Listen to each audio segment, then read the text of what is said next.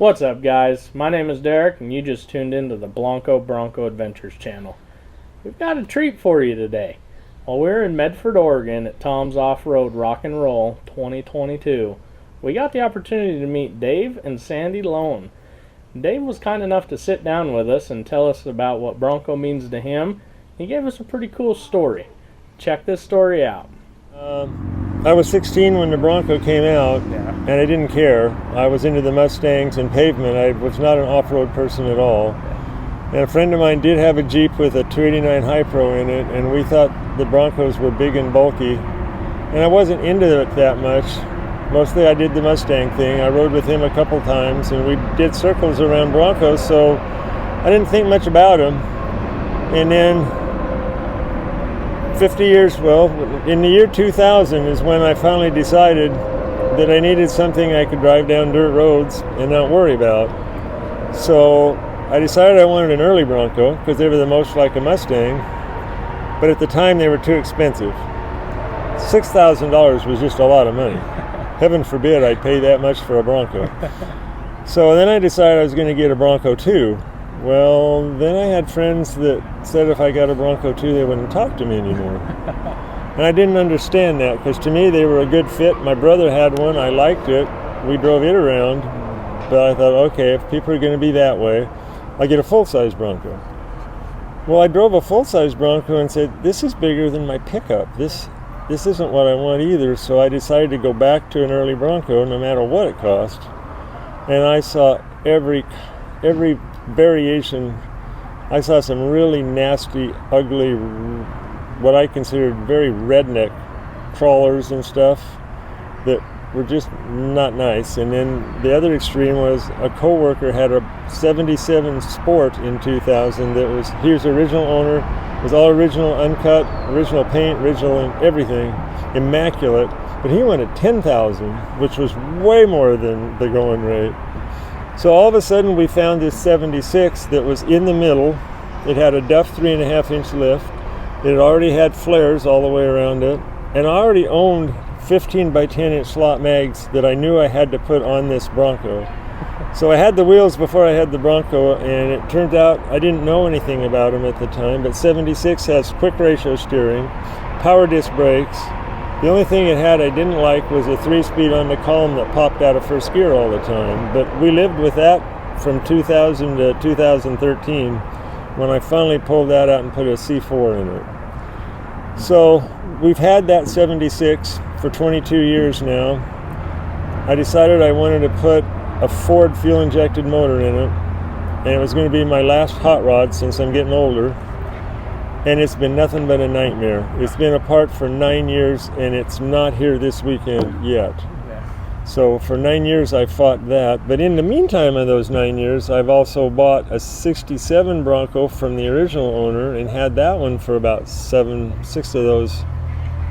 those 9 years. And then 6 years ago, I met Andrew Norton for the first time. He had come up to the Northwest Bronco Roundup in Florence, and we were driving the little red 67, and we're pulling into a parking lot for the potluck dinner. And I have the window rolled down, and I'm pulling into a parking space, and I hear this voice go, "Those are the absolute coolest wheels you can get for a Bronco. Those are just awesome." And I'm like, I wonder what kind of wheels that Bronco has on it that are so awesome that I'm parking next to. I hardly wait to pull in and see what these wheels are that are so awesome. And then I hear him say, they are so hard to find for my restorations of Bajas. And my brain goes, restoration of Bajas? That's got to be Andrew Norton. So I get out and I'm like, okay, Andrew, what are the cool wheels? He goes, well, yours. I'm like, mine? He goes, yeah, I can't find 8-inch steel white painted wheels anymore for the restorations. Those are awesome. I'm like, gee, they're just steel wheels to me. So we got to visiting, and I said, I've been wanting to talk to you since 2000 because I'm into the Baja thing, but they're always out of my price range. And we talked for a few hours on and off, and finally I said, Andrew, I need to buy a Baja, and I need to buy it yesterday. He's like, what do you mean by yesterday? I said, because I don't think I'm going to be able to afford it tomorrow. So I need it ASAP. She says, well, a buddy of mine has one here this weekend, and he's thinking of selling it. I'll hook you two up. So we met, and I asked the guy, are you thinking of selling? Yeah. How much do you want for it? He told me a price. I said, I'll take it. And as soon as I said that, he backed out of it. Evidently, he figured if I was that willing, he should ask more. And he did. He turned around and sold it for $7,000 more to somebody else about a month later. So I told Andrew, I said, I need one. And he would get them in, and they'd be sold, and I wouldn't even get a chance.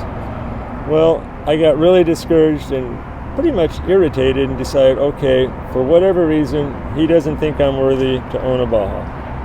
So I gave up. I was going to restore the 67 and just forget it. And out of the blue, I get a phone call, and Andrew says, are you still interested in a Baja? And I said, well, I don't know. Are you interested in selling me one? Because I'm kind of pissed. And he goes, well, yeah. He says, and I think I got one. I know it's in your price range. I think you'll like it. And you've got first option. And I says, well, can you send me pictures? When can I come see it? Because for this amount of money, I'm not just going to send you a check. I got to see this. He goes, well, the guy wants to sell it really fast. And this had been a problem on an earlier one where they needed money now, and I wasn't going to have an opportunity to see it. They're just supposed to send you a check, and it was a lot of money to me. So anyway, he goes, well, he says, let me call you back. And the next day he calls up and he goes, well, there's good news and bad news. And I'm like, oh great, here we go again. He goes, the bad news is the guy sold it. I'm like, of course, this will be number 4 that got sold.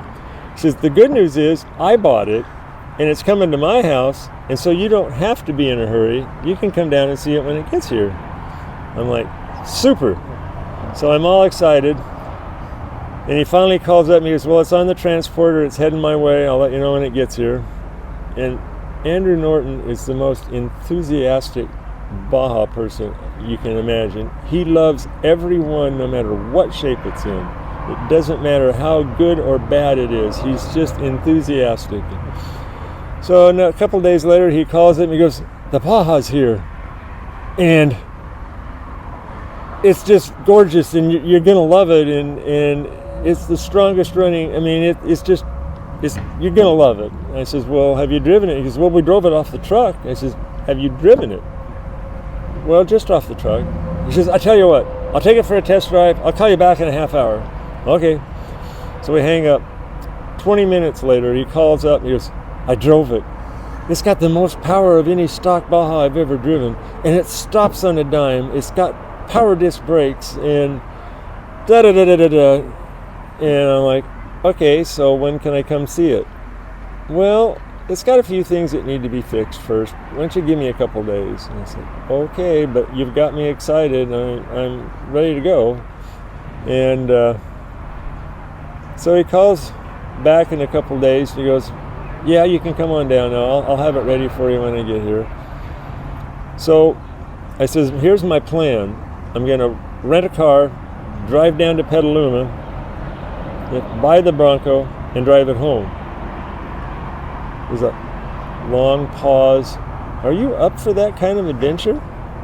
And I says, well, if it can't make it 750 miles home, I'll just get back in a rental car and you can sell it to somebody else. Oh, okay. Well, little did he or I know that 750 miles was the tip of the big iceberg, because we've now put over 45,000 miles on it in 6 years. In 2016, we did 18,500 or 414 miles, something, crisscrossing the United States for 50th anniversary Bronco events. Met some wonderful people from Pennsylvania and all over the United States. And then in 2018, we were invited on a trip down Baja California with, turned out to be 10 other early Broncos. And that would not have happened had it been a regular Bronco, but because it was they were going to cut it off at 10, But when I told him what we were bringing, he decided to make it 11. So we got to go down there because of the Baja, and it was all stock. It had 1973 shock absorbers, 1973 springs, 1973 everything. And I left it that way, saying, this is what they drove in 73, so why wouldn't it work? Well, that wasn't the smartest move I ever made either. But anyway, we did that. And then in 2020, the plan was to drive it to Alaska. And I have a nephew up there, so I had a destination point, and I wanted to go up to the Arctic Ocean with it. And I found out that Exxon owned the property, and you can't drive to the Arctic Ocean in Alaska. You can take a tour bus, but you can't put the front tires in the water. For security purpose, I guess. So I decided, okay, we'll just go to the Arctic Circle. Well, COVID hit in 2020. The motels all started closing, and then the border closed into Canada, so I couldn't go in 2020. And then in 2021, last year, Drew Peroni decided to put together a Baja reunion at Carlisle All-Ford Nationals. And when we had met him in 2016, he had mentioned something about that. And I told him, if you ever do that, we'll be back. And he did it. So we did last year. And then when we started planning the trip, we figured out that in 2016, going back and forth, we'd been in 30 states. So we had 18 left. So I started planning this trip to get the last 18. And things didn't go right. Some stuff came up that we had to cancel the first half of the trip that was going to take us to Texas, to the Super Celebration in Tennessee, and then we were going to do the 8 southern states we hadn't been in yet. And then we were going to leave the Bronco in Pennsylvania with our friends, fly home, fly back in June, and do the Carlisle event, New England states, the East Coast Bronco Roundup, and then drive home. Well, it turned out that we went to Carlisle first, and then did the New England states, and then back to the East Coast Roundup. And then we decided, we were feeling pretty good at the time, we would see how we were doing. We would just start heading south. And by the time we got to Florida, I wanted to go to Key West, but we were exhausted.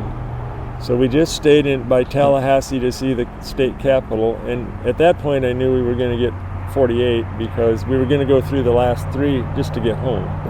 And so that's how we finished off 48 states in a Baja Bronco. That is awesome. And we had planned on going to Alaska this year, but we got a better offer from our daughter, and that's a whole nother story. But instead of going to Alaska, we wound up going to the Isle of Man, which is between Ireland and England, and with her and her husband. So we're now thinking of Alaska in 2023, which will make me 73 years old driving a 1973 Bronco to Alaska.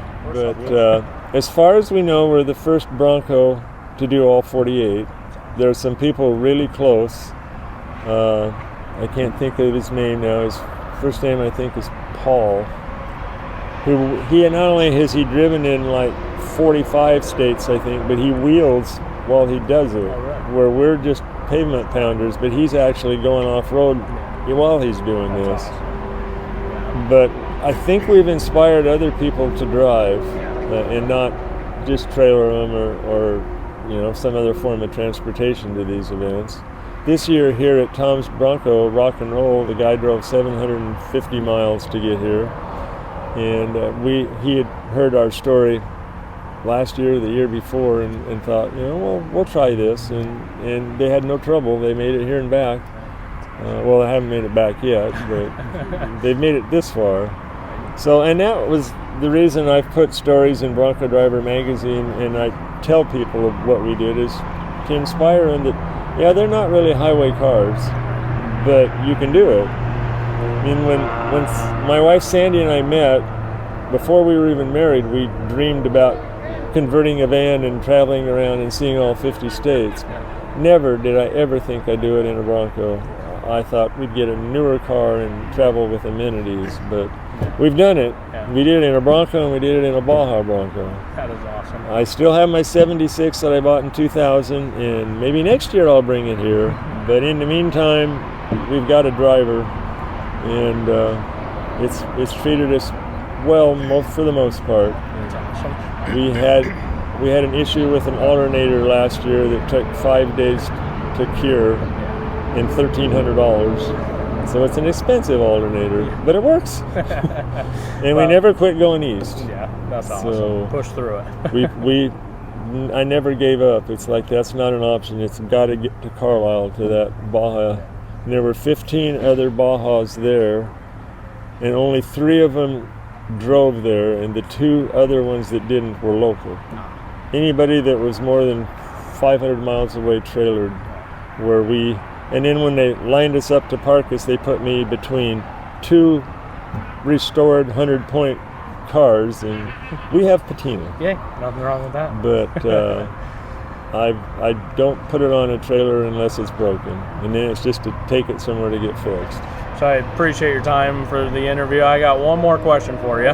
Sure. In the aspect of the new Broncos, the Gen 6 Broncos to what the Gen 1s are, do you think that someday we'll see this same form of care about the Bronco passion like it is now, or what's your opinion on that? Some of the people buying the new ones have the passion, and they're going to protect them and preserve them, but there are a lot of people that buy them. I drive my Baja every chance I get on the roads, the streets, wherever.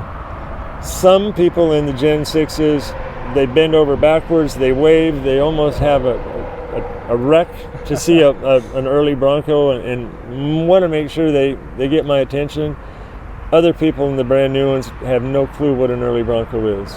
They do not have a clue. So they're not all going to get preserved, and just like not all the old ones. I mean, they were just a utility vehicle back in the 60s and early 70s. It's only been the last 8 or 9 years where prices have just gone insane. Yes. I mean, yeah, I paid $6,500 in 2000 for that 76, and today it's probably $50,000. Right. Yeah. Who knew? Yeah. I thought $6,000 was too much.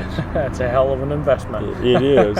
And I didn't get to buy the Baja yesterday, back then, but I bought it before it went nuts. Yes. I could not buy one today. Yeah. And I thought what I paid when I bought it 6 years ago was a lot. Yeah. But just like the 76, it turned out not to be at all. It was really cheap compared to... So I don't know. People keep asking me, when are you going to buy a Gen 6 Bronco? And I go, well, when somebody gives me $50,000, I'll pay the difference, but I need the first 50. Right.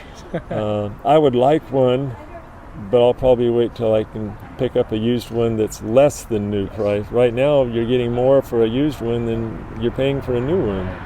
So we'll see. I would like one, though. I like them, but it'll probably be a while. But yeah, some people are going to preserve them, but some of them it's just a car. Yeah. They'll drive it a couple of years and get tired and buy something else. And that's when I step in. What an awesome story, guys. Dave and Sandy bought that Bronco and just simply intended on using it. They could restore it, they could sell it for a lot of money, but it's more valuable to them just to use it and enjoy it. They've done 48 states to this point, and I think that they'll be able to eventually hit 50 states with no problem. And if we can catch up with them and figure out their game plan, we will definitely update you guys on that in the hopefully near future. Thanks for watching this episode. Get off the couch and go create your own adventures. We'll see you next time. Bronco Adventures.